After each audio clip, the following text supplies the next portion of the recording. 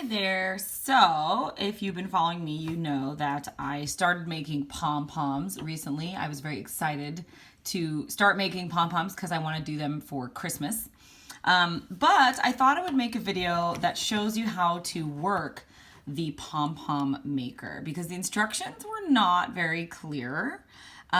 These particular two, this is my favorite size. It's the 2.5. This is a 3 3/8. That's how big the pom-pom becomes. So if you can see, this is a really good size pom-pom, right? It fits in your hand. It's kind of a big pom-pom puff. So these ones are made by Clover. Many of them work similarly, but I'm going to show you how to use this one today. So the first things first, it has these little parts where you open it. So you want to open it all the way up. Okay, and it's actually pretty simple to use once you get to it. So let's move this pom-pom out of the way. So the first step is you kind of want to hold them together a little bit because you don't want them to be wiggling around.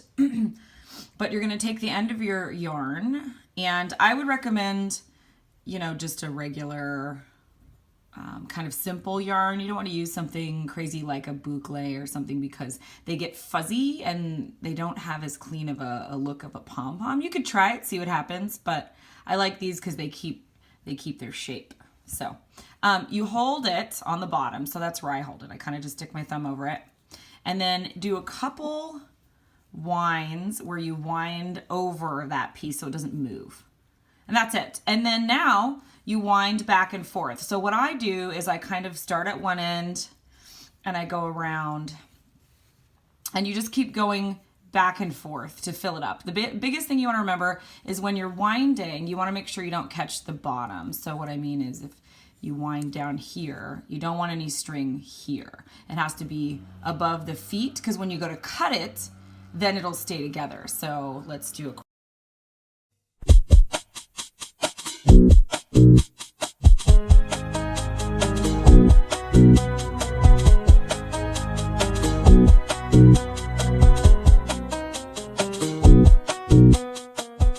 Okay, so once you have it wrapped where the bottom is fairly flat, then you're going to move on to the next step. So I wind it till it's perfectly almost flat here because that gives you a nice full pom-pom.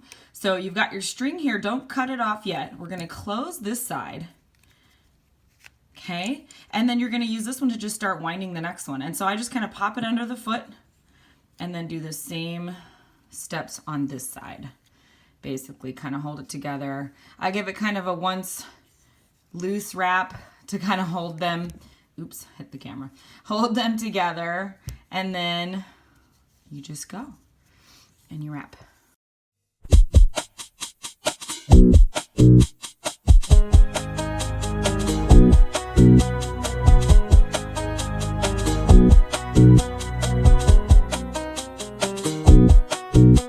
Okay. So there it is, another one almost flat on the bottom. So I do the same thing. I kind of wrap so that my thread is at the front where the feet are, not at the back where the connector is, because you're going to clip it here. So now you're going to want to close this side and you just push it. That's it. And then I clip it fairly close to the, like, you know, no one's going to notice. You could leave it a little longer and clip it as needed. So now then you want to do the cutting. So you want to make sure that you have actually a tiny pair of scissors. A regular pair of like craft scissors or kitchen scissors will not fit in here. This, if you can see, oops, these are the size of my hand. And this is my favorite pair of tiny sewing scissors. I use them for everything. Cutting thread, all kinds of tiny little tasks, and they're very sharp. They're actually right here, Eek Tools, I think is how you say it. I think I bought these at Joann's. You can get them on Amazon. You can buy them a lot of places. They're super sharp. They have a nice rubber grip. So, but you do need a small scissor. So the trick is you don't want to open it until you've tied it. So the first thing I'm going to do is I'm going to grab a length of string, and I make mine pretty long because you can always cut it shorter at the end, but you don't want it too short because then you can't tie it. So I've got kind of a big piece of string we're going to use to tie this off. The other trick is you want to make sure it stays closed. So I actually anchor this side closed with these two fingers, and then I hold this one down with my thumb. So I just kind of keep it closed on the back. You put your scissors basically in the channel, and I can put my thumb now over it, and you just cut down the channel. That's it. There's a lot of string in there, so I gotta do a little bit of finagling to get it to cut.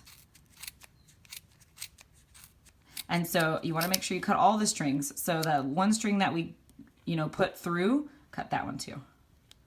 Okay, and so you get in there and cut that one.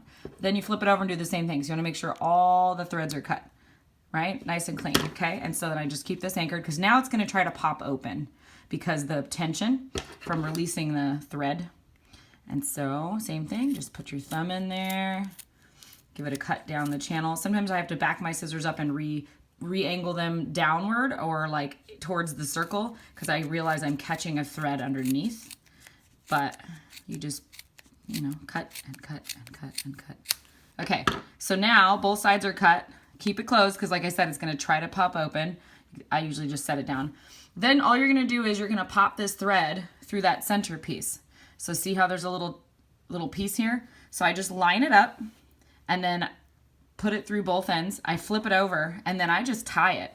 So I kind of make a loop and then I make sure that it ties in that centerpiece and then you just pull. See? Ta-da! And I usually tie it 3 times just to make sure it's extra secure. But that's what ties the pom-pom inside. So you want to make sure you do it more than once. Either twice, 3 times. That's it. And so now you release. So you want to let go here. Okay, and then the same on this side. Oh, just kidding. Where are we? Here. Just kidding. It's on this side. Okay, and now all you do is pull this apart. So you grab it here on the discs and you just kind of wiggle it and it pops apart. And then now, boom, you've got a pom-pom. And so, like I said, sometimes you get some long strings. You may want to cut those. You may leave them because you like them. But now I have a really full pom-pom and you can use the strings to hang or tie it to whatever, or you can just cut them to match and then you have just a pom-pom with no hanger. That's it. And then you just pop this back together. So it's got just a little pole there that you just put in the middle. It pops back together. Boom, you're ready to do another pom-pom. So hopefully this was helpful. If you hadn't figured that out, it took me a while to kind of figure out what the deal was because the directions don't tell you how to transition from one section to the other and how to clip it. So hopefully that you found that helpful. And now you'll go make amazing pom-poms. And I'm just going to keep making more because now I'm obsessed. All right, take care, y'all. Bye.